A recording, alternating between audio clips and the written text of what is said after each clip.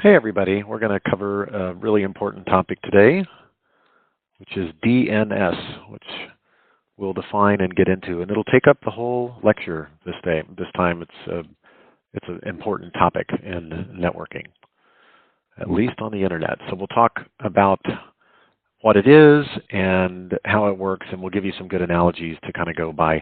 So just like people have lots of ways of being identified, particularly with numbers, but also with names like your social or your passport number, internet hosts also need a way of identifying out of all the hosts on the internet which one you're referring to. And so for that purpose, we use an IP address, which is a 32-bit number.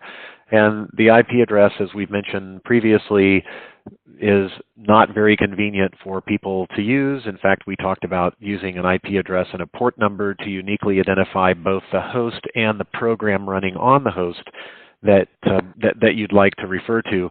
But the issue for us as humans is that we don't really like using numbers like that. And so we prefer to use names like Google and Amazon and the name of your school. So where there's a mapping database called the domain name system, that's a hierarchy of servers that keep track of the names that people have given, if they choose to every public IP address. And there's even DNS servers sitting inside of institutions that can track more things than that. But we're going to take a look at how that hierarchy works and then spend quite a bit of time walking through exactly how a DNS query would happen. So it is an application layer protocol. So if you were to guess application, you would have guessed right. It's something that other programs use. You usually will never sit down and make a DNS query yourself. But because sockets require the application to provide the IP address, which is the only thing the computer really cares about. I mean, if you want to tell it you're trying to connect to Amazon, that's very impressive, but it wants to know the IP address. So your programs are going to use DNS to do what is called resolving or name resolution. That is to convert the name into an address. And this core function of the internet is available to be updated constantly, and it's a huge target of attack, and therefore there's a great deal of redundancy in it. Without this, it's like not having a telephone book or not having a contacts database on your phone. So DNS provides host name to IP address translation, and if you want to give hosts more than one name or maybe a nickname, then it takes care of that as well. And so we've already seen that. In the homework that you've got, you will try connecting to a place like www.rice.edu, and then if you were to go to your browser, you would find that if you just got rid of the www and just went to rice.edu, you would end up at the same place. Now, in the homework with the traceroute, you're going to find out if that's really true when you are sending a traceroute generated message instead of opening up an HTTP port to port 80, which is what happens when you use your browser. But because web pages are the primary reason people connect to servers, the www, if it shows up at the site and it's not on there and they see you're trying to connect to port 80, the site will usually assume that that's what you're trying to do, and they'll point you to the server that they've got set aside for that anyway. So what you would want to do in the DNS database is maybe publish this, and maybe publish this, so forth. I'm not going to finish writing it out. I'm fighting the pen again. Or this, rice.edu. All of those can be synonyms, and the machine, let's say it's sitting in the computer science department, maybe it has a real name like this. So all of those can point to the same IP address because all of them can refer to the same name. When you get to a large-scale service provider like GoDaddy, they may have hundreds of thousands of users whose email is all handled by a single email server, and they'll all point those domains, every one of those domains from standardliving.com to gulfcoastshots.com, whatever the domains might be, they can point them all to the same device using this kind of aliasing ID. And mail server in particular is something that's popular because most people don't want to run their own mail server and handle their mail. They'll usually ask the person who registered their domain name for them to kind of take that on. Now for your hosts, you don't have to necessarily run a web server yourself, so that's something you may change your aliasing rules on. The other reason why we use DNS to kind of constantly help us translate these names to addresses, and the reason why I say that it's a core function and very important to the survival of the internet is because it does other things. Over the years, DNS has been called upon to take on an expanded role. So one of the things it does is load distribution. And we talked about load balancing in our first hour today, where you have a whole bunch of queries all coming into one site, and this device called a load balancer can hand those things off to a variety of other locations, so you don't overwhelm just one server. The same thing exists with DNS. It also has the ability to help out in this process, but we'll call that load distribution. And so it's just one step up from what we're talking about. Let's say Google maintains a bunch of these load balancers in a variety of cities around the world, and sometimes they want things to one site and some to another. They'd like it distributed. So what DNS can do is when you come into DNS and you ask, what's the IP address for google.com, sometimes you're going to get this answer, and sometimes you're going to get this answer, and in a round-robin fashion, it will cycle its way through the entries in DNS, and if you add more than one IP address for a single domain name, which is kind of the opposite of adding a bunch of alias names for a single IP address. It's kind of the reverse of that. So if you add a bunch of IP addresses for a domain name, then DNS will naturally hand out multiple and round robin those things. So if I'm lucky, if I'm having a good day, I'm going to be able to show this to you. So let's move over to Firefox for a minute and look at MX Toolbox. And what we're going to do is look up google.com. Now, it was down a little earlier today, not Google. Yeah, so what we see here is I ask for google.com, and I get a variety of servers back. And this one's .232.27, this one's .186, .203.1, a variety of IP addresses, and some of them are IP version 6 addresses. That's what these unusual-looking ones, well, at least not so unusual now, but different. And if I take a snapshot of this for a minute, and I'm going to try to bring up my Sketchbook app and shrink it down a little bit. And wherever you are out there, Autodesk, thank you for making this program free. Great, great help to me. Okay, so I'm going to take a snapshot of this. I'm going to come over and paste it in this program, and then I'm going to go run it again. Just the same, repeat the same query. And what I want you to notice is the first one on the list now is 205.26. And what I'm going to have to do is share my screen for a minute. It was 205.26, but you'll notice over on the right, the first one on the list is not. The first one on the list, switch to red if I can. First one on the list is 23.27. So let me see if I can shrink this window a little bit.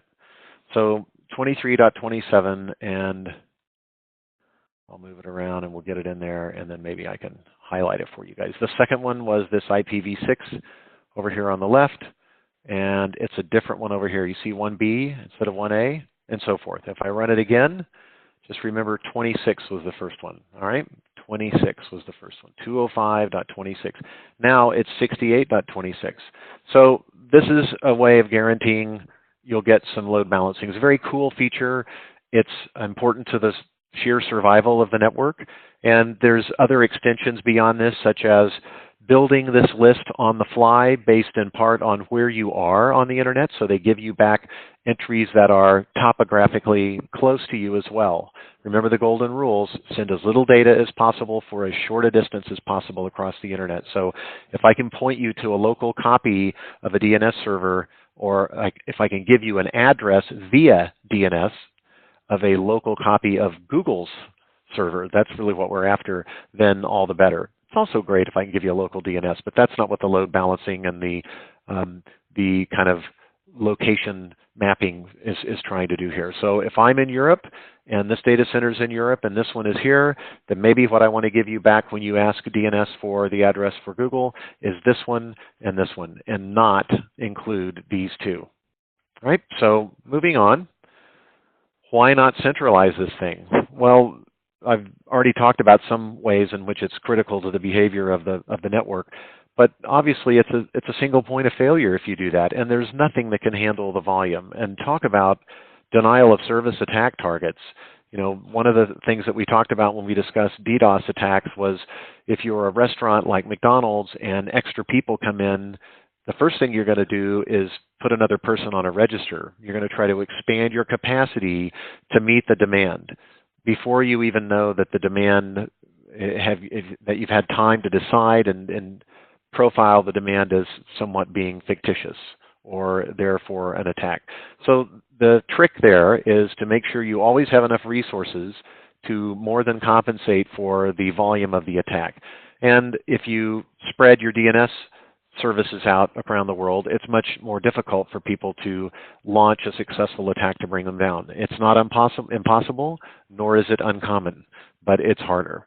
And you also don't want to be aiming at a distant database that requires a lot more propagation delay, more milliseconds of latency to get to the other end. And then the rudimentary things like maintenance, although we have other ways of dealing with those that don't require things to get down. So in short, it doesn't scale. So here's the way we've built this hierarchy of DNS databases.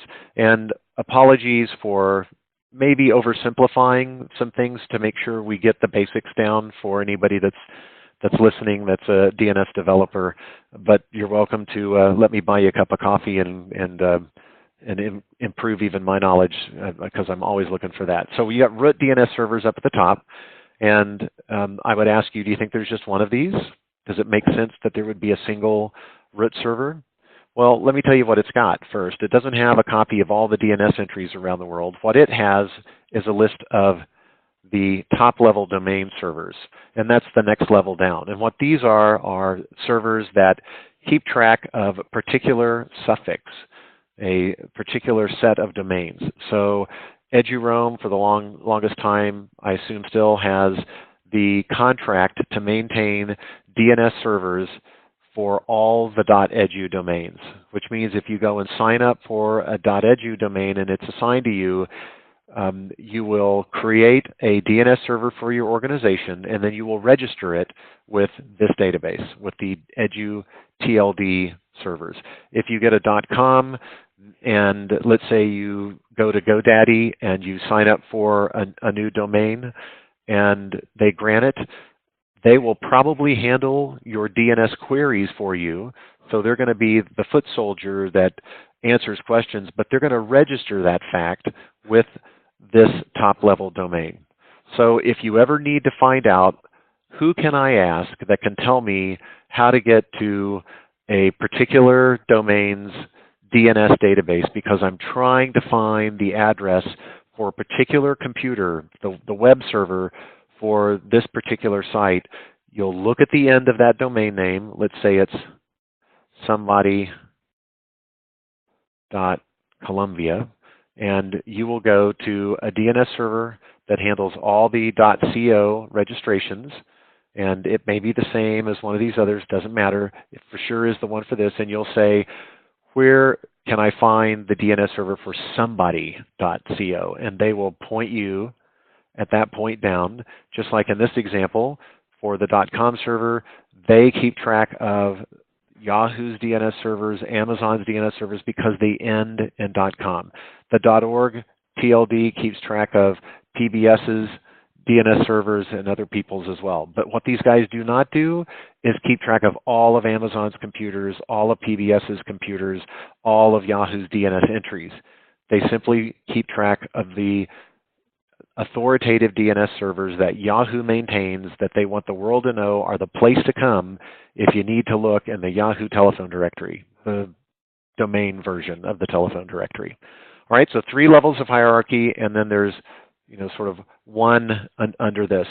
So if a client wants the IP address for this host at this domain, first approximation is they'll go to the root server to find who the DNS server is for the .com.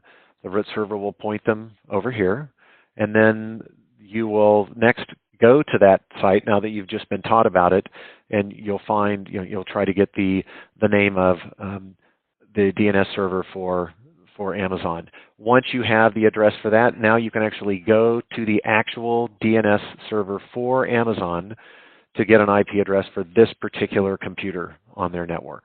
All right, and we'll come back to this and do it again.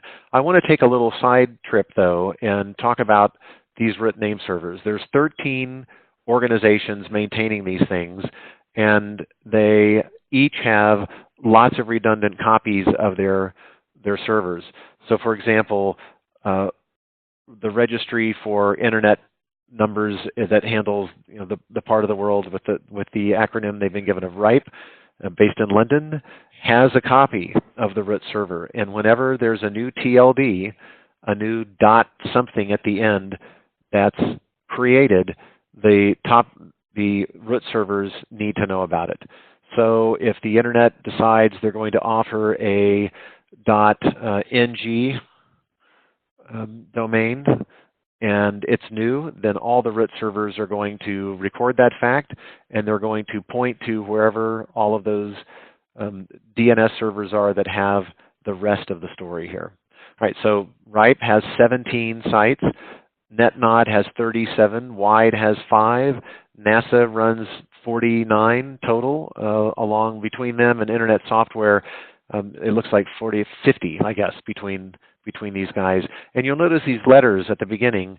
These letters are actually part of the way you keep track of this stuff. So the actual name for the ripe.london servers is k.root-servers.net. And that's managed by RIPE. And here's the IP address in IPv4 and IPv6 of that. So if I try to go to k.root-servers.net, they may not have a website, but if I send a properly formatted DNS query to them, asking them, what's an authoritative DNS? What's an IP address for a DNS server that handles the .edus?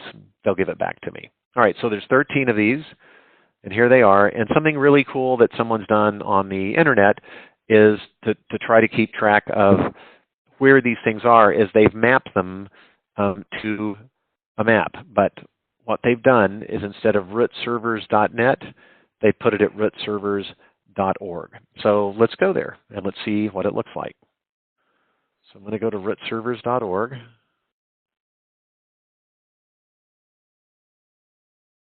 And they've got some news up here, which is they've kind of prettied the page up a little bit since the last time I looked, which was last semester. And what you see here are points indicating where the root servers are located. And in this case, it says we're up to 928 operated by 12 independent root servers. Now that's an interesting thing to me right there, because A through M counts up to 13, not to 12. So right there, I'm going to have to do a little side work. But let's say we drill down and see what's going on in the part of the world that includes the U.S. and Mexico. And it looks like there's one out here near that in Kingston, Jamaica, operated by the University of Maryland. So they are one of the 12 providers, if 12 is really right, and they have a single site there. And it's the only one, so they went ahead and put the letter. And you can see that in a couple of other places on here as well.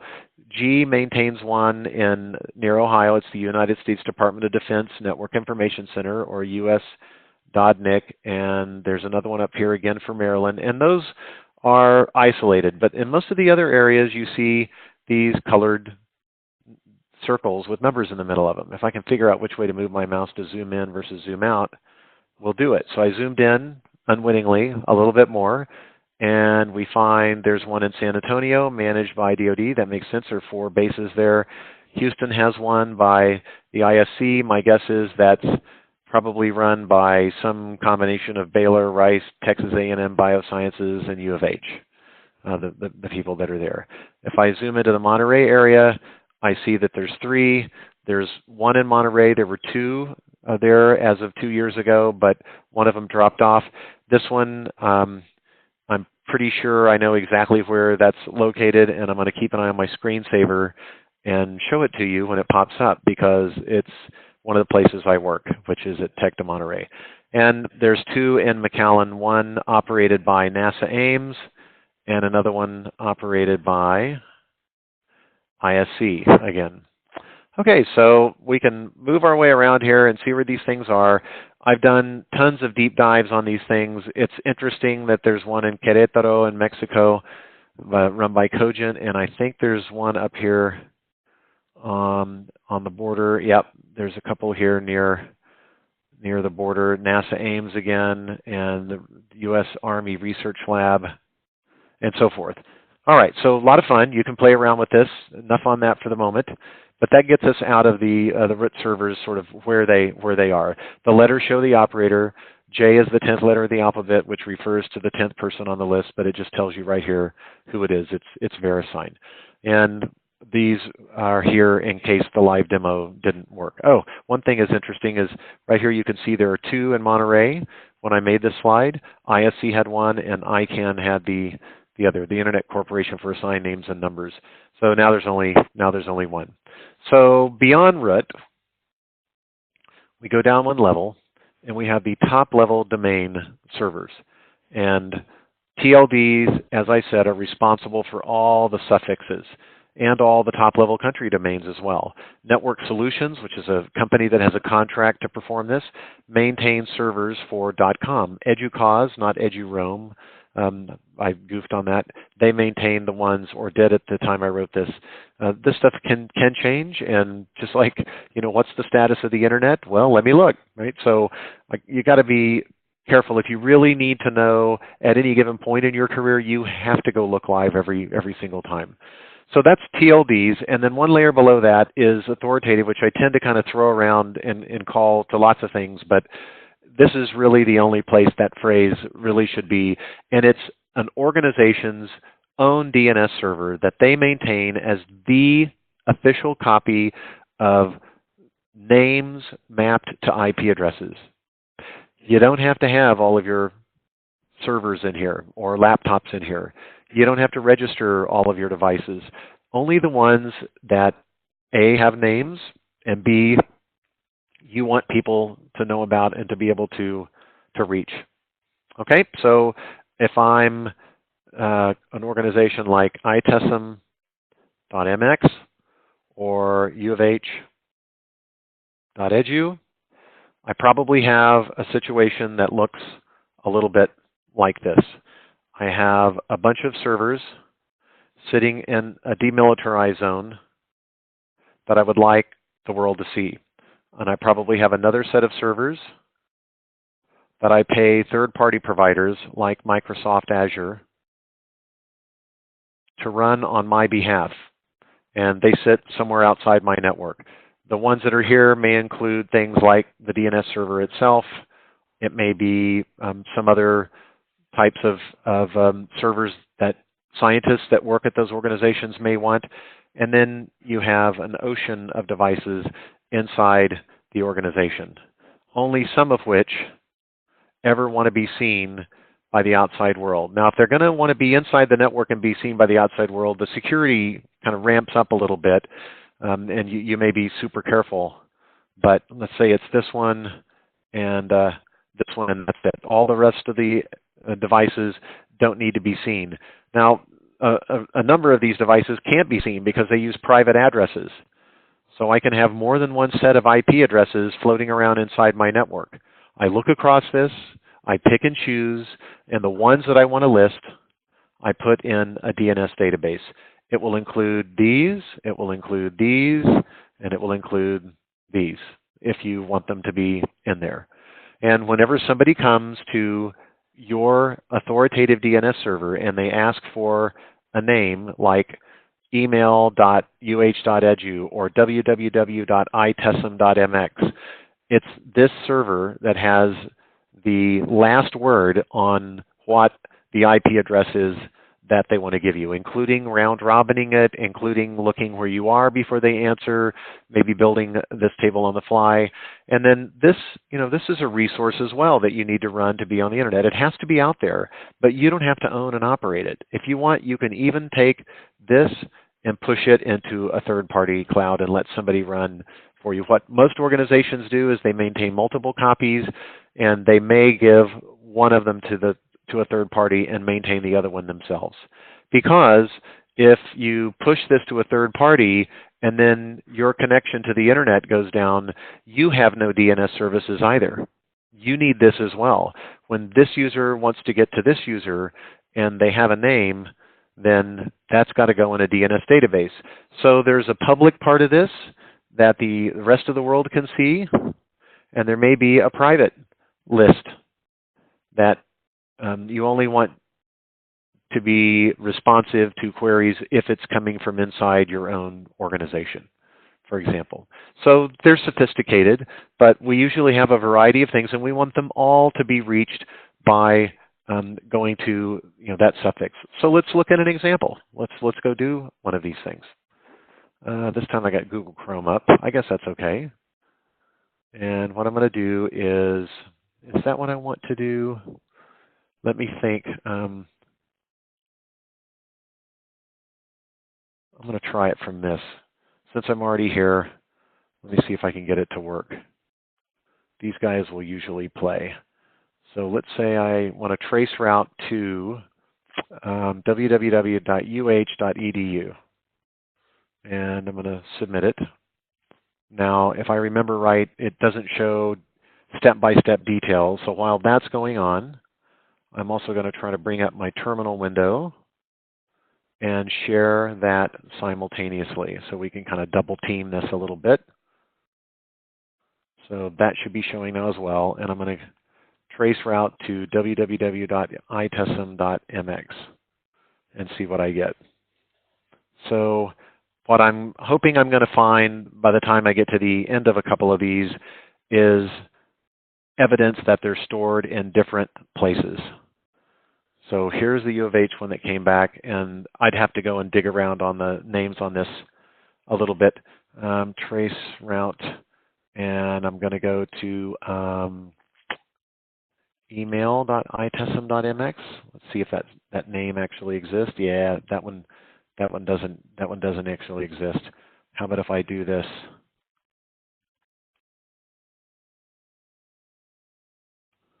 And we just go there instead. So this one's got a lot of hops, and it's gone across the Pacific Ocean somewhere right in here back to the Americas, and an old AT&T compadre Alestra is getting involved. So now we're in Mexico, and what I'm waiting on is to see who's going to actually respond to this. So I'll leave those things running for a minute. We're going to come back to them again in a minute, but what I'm hoping that I catch is evidence that for the same domain name, one host gets pointed to a server different in a different part of the world maybe than a different name also belonging to that same domain. And say uh.edu versus www.uh.edu, you can split where those are. You can pay Microsoft to host your Outlook mailboxes for your organization, and they'll run it in their server in their data center. It'll still need to be recognized as email.itesm or uh.edu or whatever name you want to give it, and that will still be in DNS, but they don't have to point to the same spot on Earth. So typical trace route, lots of routers, ironically, within these institutions are ignoring me. I feel very offended, but we're going to get back to the presentation before we run too far out of time. Okay, so the local DNS name server doesn't really belong to the hierarchy. So there's the ability to have lots and lots of these servers inside your organization. Your ISP can have them as well, and you may outsource keeping your DNS services running. In fact, there was a very famous case in 2016 in the fall, in I want to say or November maybe, possibly October, where a DNS provider called DyneNet was enjoying life. They were providing very redundant copies of DNS services to a whole variety of companies and even to the industry, including the predominant internet service provider in Mexico, a company called Telmex. And what Telmex would do is you would send it a DNS request, and if it didn't have a copy of it that it had stashed away locally from having seen it in the last few minutes, it would forward it off to these guys. These guys ran DNS for Telnet until they went down.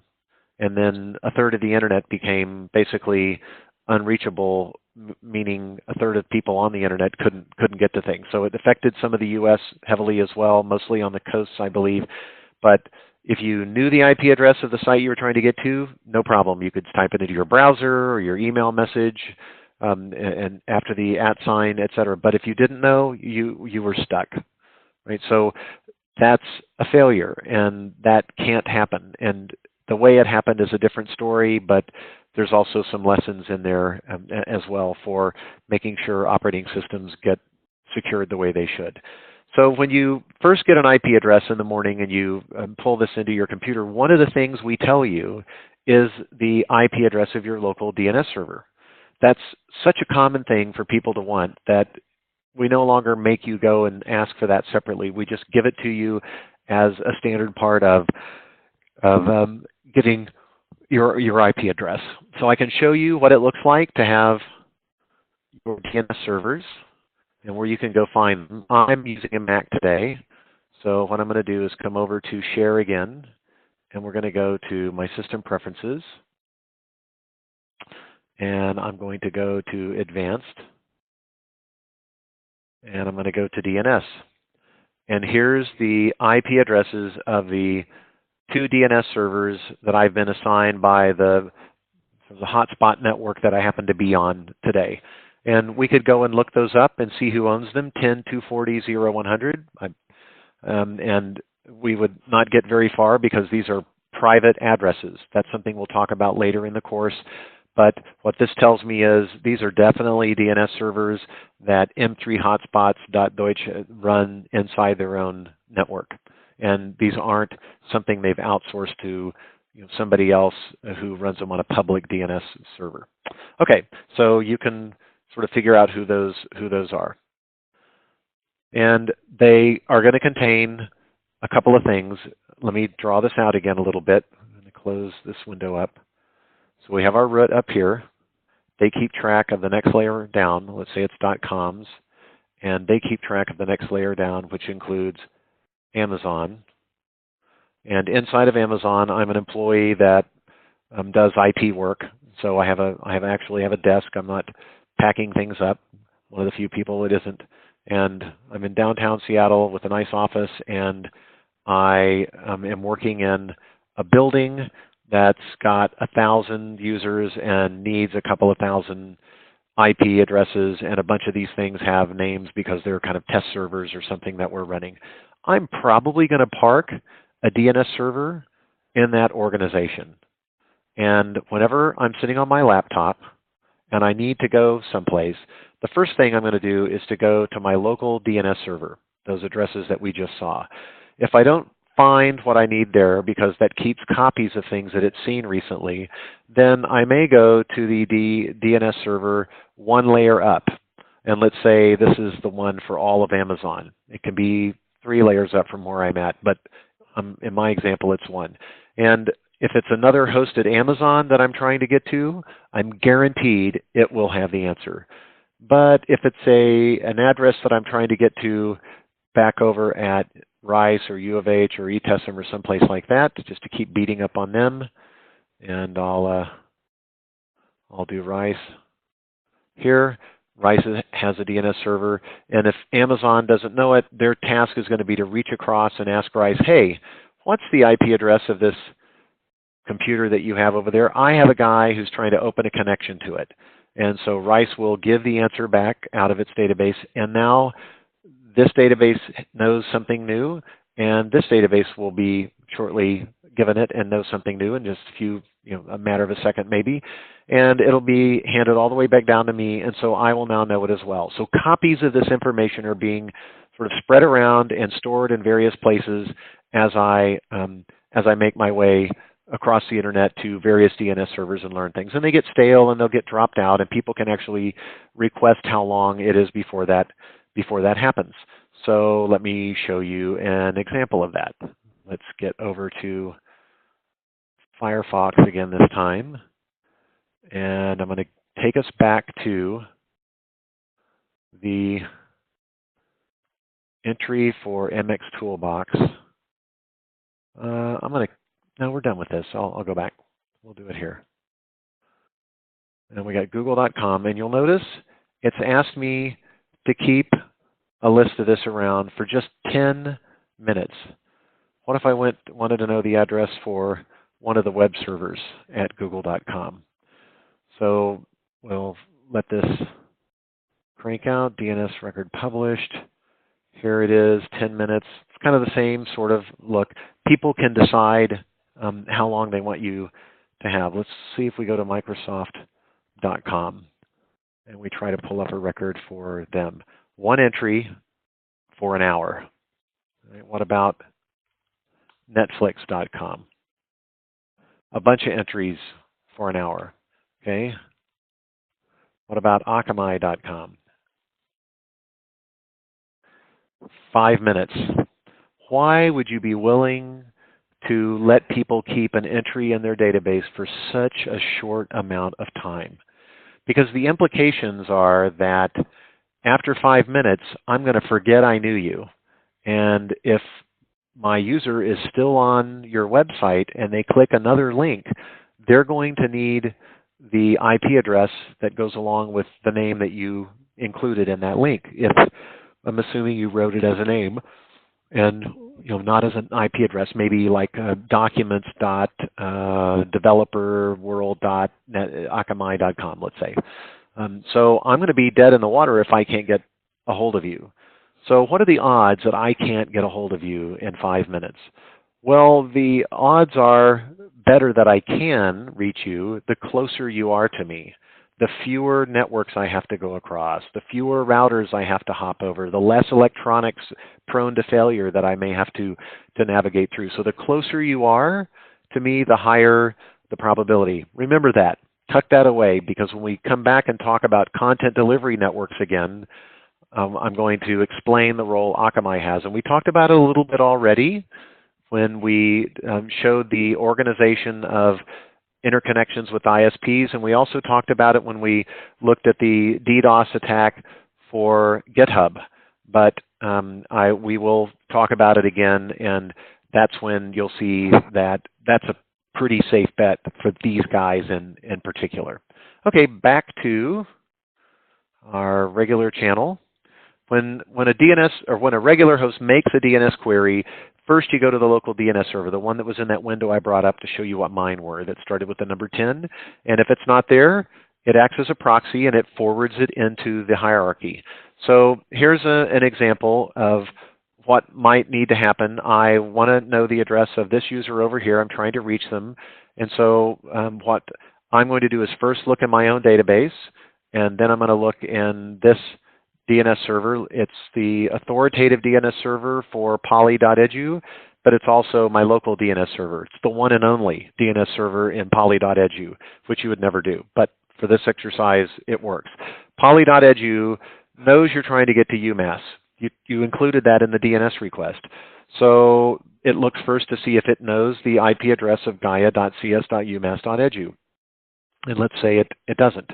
So what it needs to do is to go and get that address from someone else. So we'll come back to that, and I'll show you how that's going to work in detail. There's a different way of doing DNS queries that I don't see all that often, and they're called recursive queries, where instead of you having to go and do all the legwork to get from yourself to each of these other servers, which is how the other diagram looked, in this case, it's more of a you tell me, and if I don't know, I'll go get the answer and come back to you, right? So that's what's showing on in this one. But let me go back to the iterative one and show you in a little more detail. So this host, again, wants to connect here. Maybe all they did was telnet to this name, or opened a web browser and typed in www. Or just gaia.cs.umass.edu to keep it strictly accurate here. So I check my own database first, and then step one is I'm going to send a request to my own local DNS server. And in this case, it happens to be my organization's authoritative DNS server that the tld.edu manager is going to know about as well.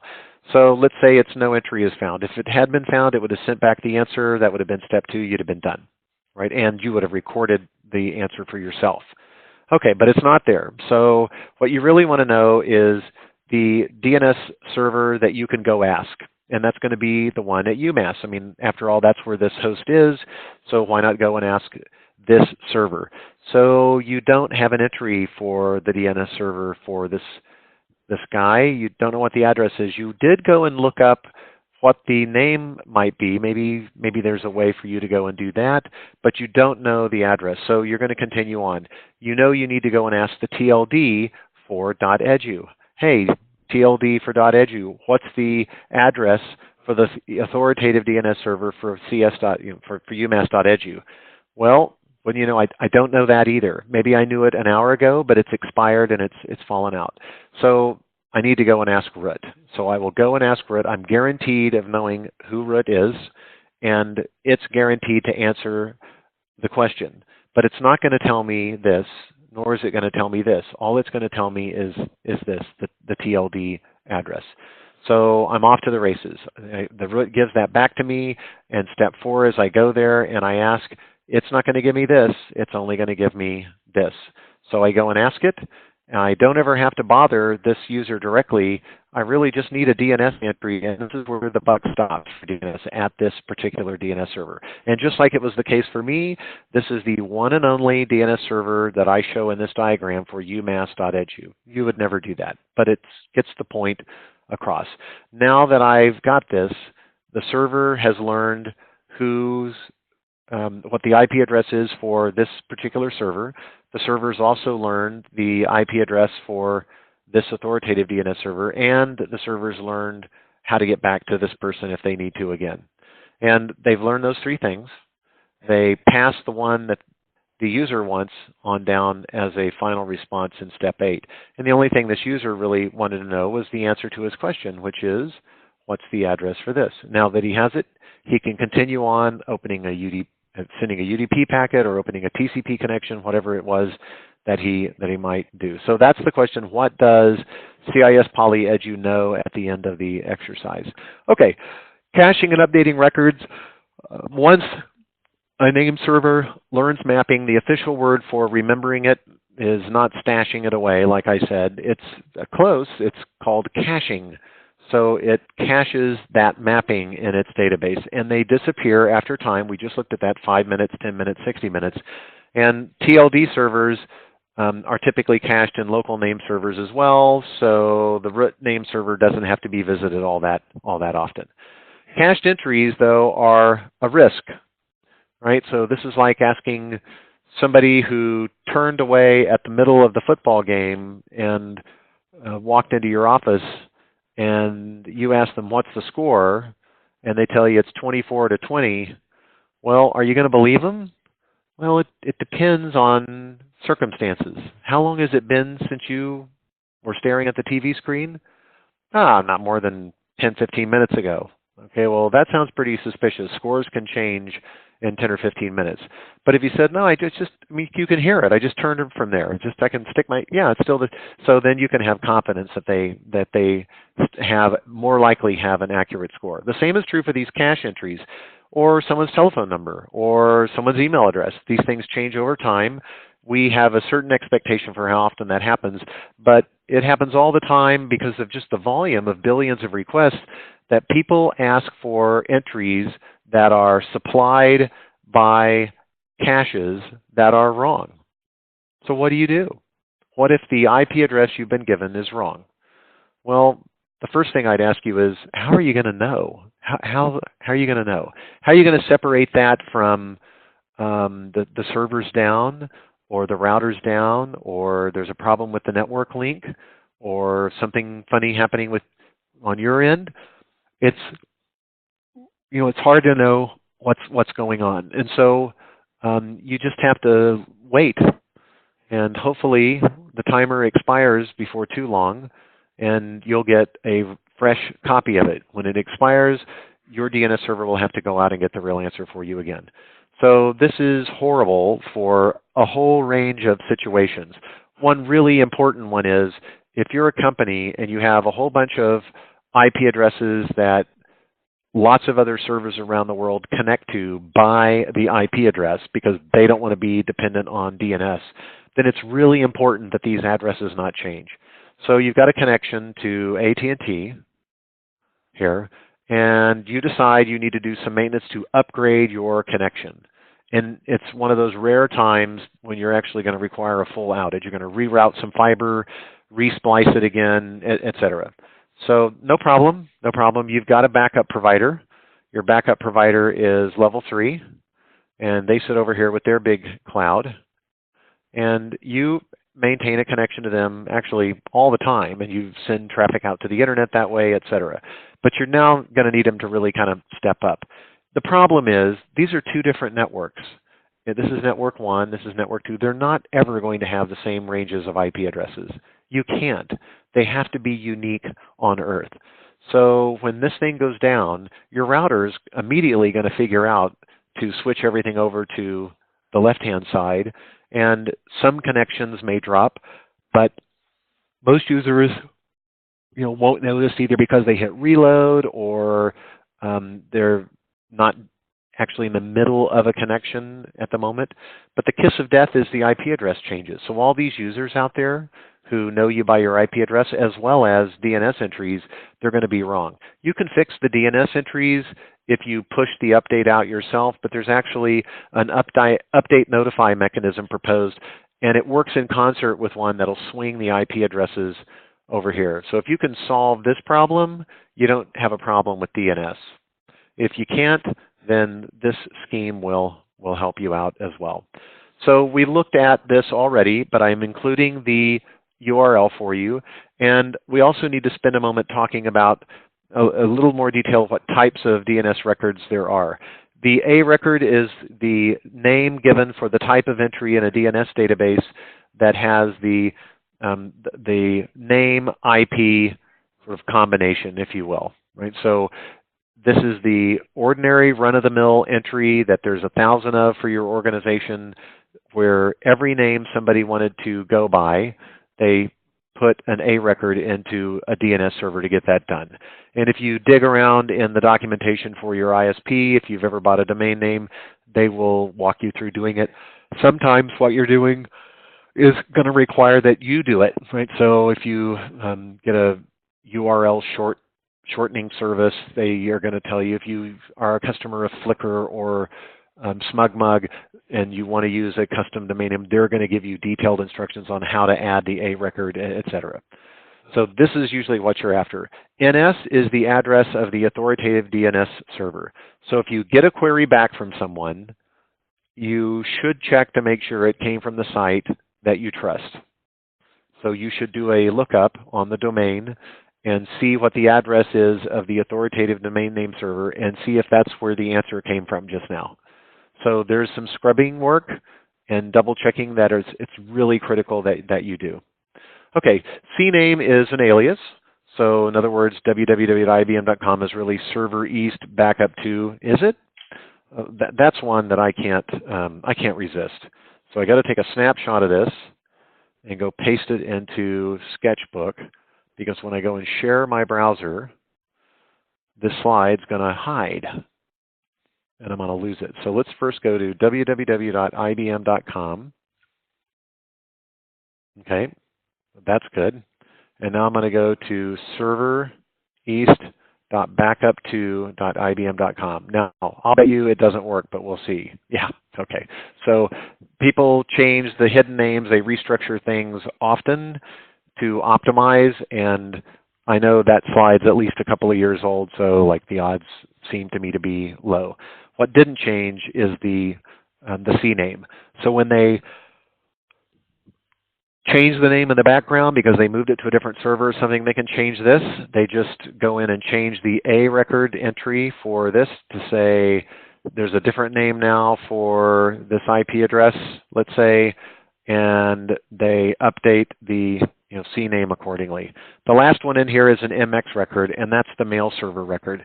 So last lecture we talked about what you should do if somebody knocks on your door at umass.edu at the email server. So you know the connection is going to be using Simple Mail Transfer Protocol, and the connection is coming from Ann.com, and she claims to have a message that she needs to deliver to Bob over here, who's one of your customers. So you say, hey, I would like to send you some email. Great. For whom? For Bob. Okay, Bob's here. I have a Bob. Who's it from? Who are you? And you say, I'm Alice at Ann.com or whatever. Right there, this server should immediately go out to the DNS database and pull this record for Ann.com. And the IP address you get back needs to match the IP address that this packet just came from. And if it doesn't, it's phony. Drop it. Okay. Few more slides to kind of make our way through here.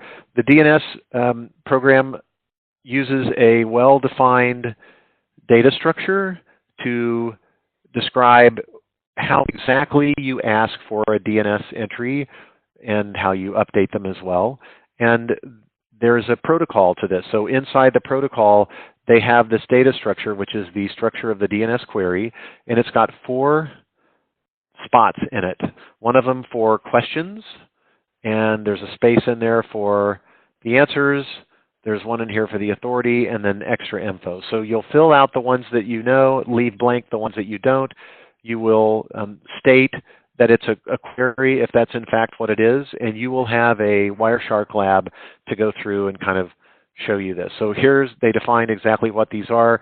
These are the things I'm looking for answers for. I could be looking for more than one IP address at a time. These are the records that come back in response, the authoritative server records, and the additional info if it's helpful. So there's a Network Utopia company that's just a new startup. They register their name at Network Solutions or GoDaddy, something like that. They provide Network Solutions with their names and IP addresses of their authoritative DNS servers, both primary and secondary, and they don't have to have names necessarily that the rest of the world knows, but we're going to assign them here. And so the registrar is going to insert 2 records into the .com TLD server. .com because your networkutopia.com, all right? And an A record will be created for the web server that you're going to create. An MX record will be created for the system that's running your SMTP-based email server, which in this case it's networkutopia.com's primary server. And entries are going to be placed in here as well. One that says networkutopia.com's authoritative DNS server is a host called DNS1. Blah, blah, blah, and it's a name server. It is the DNS server. And then you've got to now tell people, okay, well, then how do I get to DNS1? I mean, thanks for telling me I need to get there, but what's its address? The A record will tell you that.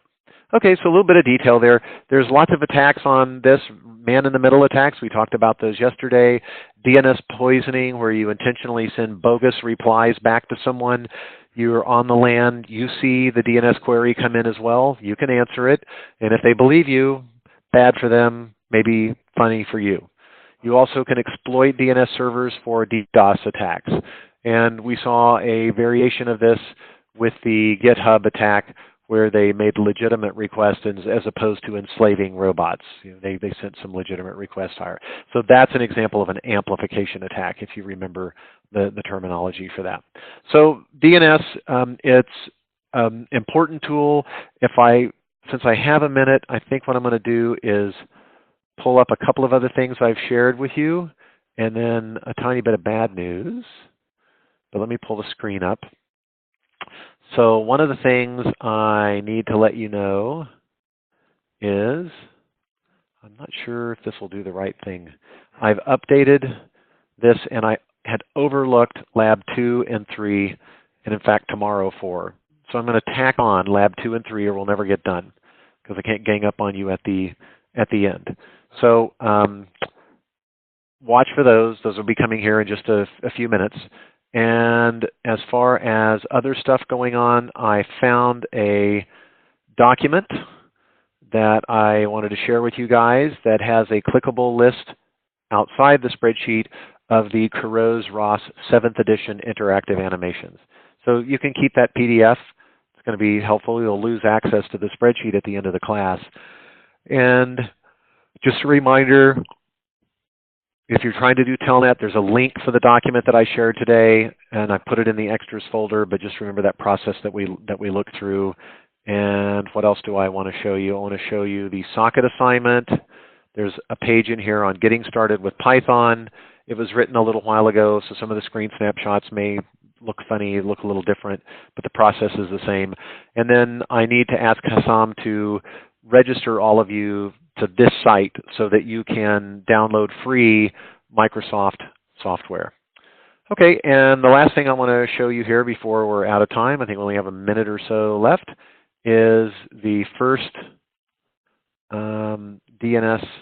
the first Wireshark lab, which was intro. And then after that, if I go back to my spreadsheet one more time, the next one you're going to get is UDP ping. So that's this one. Right, so it'll walk you through. Just remember, when you do these things, there's a little bit for what to turn in. Real important, if you can't get the behavior off of the network that you need to complete the labs, the authors have made pre-packaged packet collections available. They're called PCAP files. The industry uses that name broadly. And so they've made PCAPs out there just in case you can't, you don't have access that you need to this stuff. So what I'm going to do right now, before I forget, is move up on here and copy this over. Can't believe I didn't do that already. So the one that you would need for UDP, it's right here. So if I double click on it, it's going to open up Wireshark. You also, if you don't want to use Wireshark, you can go into, and so here's the packets, right? If you don't want to use Wireshark, you can go into CloudShark, which is a web-based version, and log into there, and you can point it at a PCAP file that way. So here I am, and they want me to get a subscription, so I probably will. So if you do this one, I think it'll last a month, but, oh, it says so right there, 30 days, and then you can get a subscription if you need. So Wireshark's free. So, all right, guys, that's all for now. I'll talk to you soon for lecture number 8. Bye, everyone.